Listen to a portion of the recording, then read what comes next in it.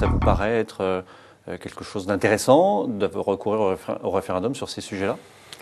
Écoutez, je suis très surpris qu'on puisse à la fois exclure tout référendum sur une question aussi importante, par exemple, que la ratification du traité européen, qui suppose qu'on va abandonner de la souveraineté, puisque le Parlement sera en partie dessaisi de la souveraineté budgétaire vers la Commission européenne, ce qui intéresse tous les Français.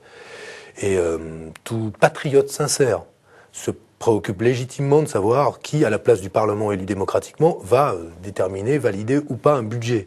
Ça, on l'exclut, mais par contre, sur la question de savoir comment, au bout du compte, expulser des chômeurs des statistiques pour améliorer les chiffres du chômage, on fera un référendum.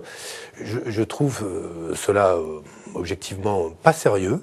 Je pense qu'il y a des questions qui sont des questions plus importantes qui pourraient être soumises à référendum. Dès lors que, par exemple en dehors de l'Europe, là, vous venez d'en parler.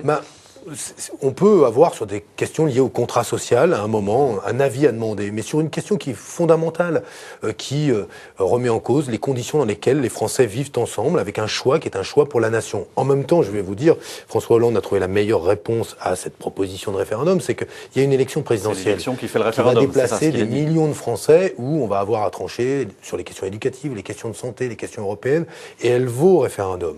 Mais aujourd'hui, expliquez à la fois dans votre interview, je ne fais pas de référendum sur les questions éducatives parce que je ne veux pas dresser une partie de la société contre l'éducation, mais en même temps dire j'en fais sur les chômeurs parce que j'accepte de dresser une partie de la population contre les chômeurs. Je prends le raisonnement même du président de la République. Je trouve que c'est, là encore, une manière d'opposer les Français les uns aux autres.